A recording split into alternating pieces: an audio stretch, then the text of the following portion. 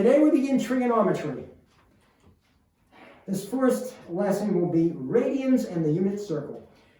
We are going to measure angles, not in degrees, but in radians. The radian is an entirely logical unit of measurement for angles. So, let's start by constructing a circle. Okay?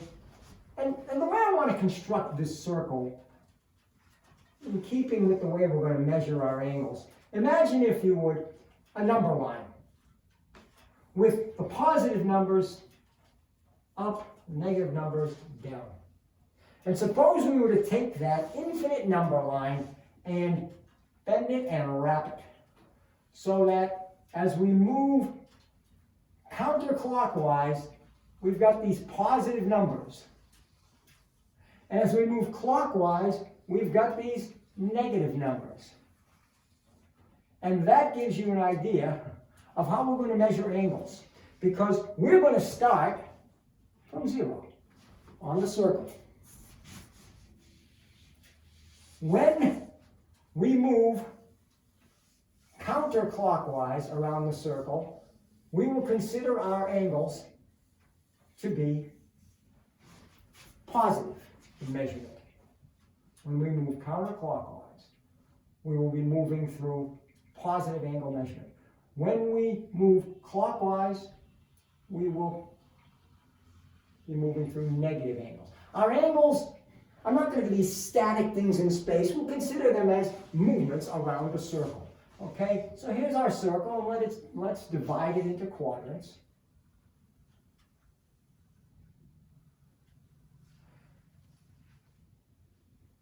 Okay, now, what is a radian?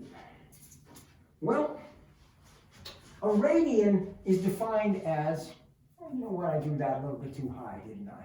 Let's move that down. A radian is the measure of the central angle. And I say central angle, we always start here from the positive x-axis where 0 is. As we move around the circle, and I'll start with the positive direction, counterclockwise, we come to a point on the circle. Here's the terminal ray of our angle. So we have the initial side, the terminal ray. That sweeps out an arc length, which is denoted S. Here's the radius of our circle, here or here. The central angle is theta, in here. An angle, central angle of 1 radian occurs when the arc length is exactly equal to the radius. Okay?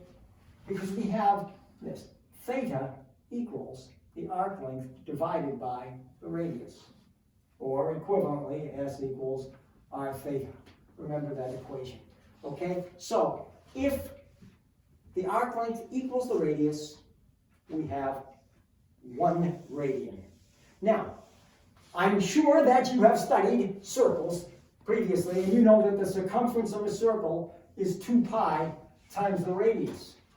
Well, what does that mean? The circumference would be the arc length for 1 complete revolution.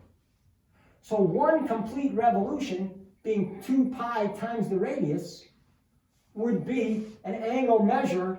We're not going to call it 360 degrees. It is an angle measure of 2 pi radians. So 180 degrees, 1/2 of the way around the circle, would be pi radians. Pi over 2 radians. 3 pi over 2 radians. 0, you move all the way around, that's also 2 pi, etc. And you can go forever in either direction. If you move in a clockwise direction, this would be negative pi, negative 3 pi over 2, negative 2 pi. Okay? That's angle measure in radians. Again, counterclockwise, positive angles, clockwise, negative angles. And please remember those equations. So we have a factor that we can use for transforming degree measure into radian measure. Any degree measure that you might have, for example, 30 degrees, since pi radians equals 180 degrees, if you multiply times pi over 180 degrees, this is 1. And you have pi over 6 radians. And there is no symbol like the degree symbol. Pi over 6, we assume that to be pi over 6 radians. So, we discussed at the very end of our last lesson, circles. The most important circle that we're going to deal with in the study of trigonometry is the unit circle. The unit circle is the circle with its center at the origin and a radius of 1. If I had a class in here, I would now be asking you, what is the equation of the unit circle? The circle with its center at the origin and a radius of 1. And you would be hurriedly looking through your notes and seeing this, x squared plus y squared equals r squared. You say, well, that means center is at the origin. That's the radius squared. So, well, 1 squared is 1. That is the equation of the unit circle. Okay, we're going to be using it a lot. And on that unit circle, of course, since the radius is 1, and we have just said that theta equals s divided by r. Well, if the radius is 1, central angle and the arc length are the same thing. So you can consider these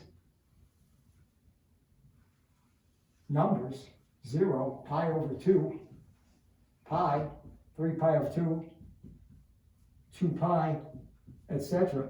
It'd just be numbers, to be lengths. All right, so you get to here, and in our next lesson, when we're talking about the actual trigonometric functions, you'll be able to say very quickly what the sine and the cosine are of each of those. You should also be aware of the quadrants. I hope you are. First quadrant, second quadrant, third quadrant, fourth quadrant. Because that will be very important in our study of the trigonometric functions.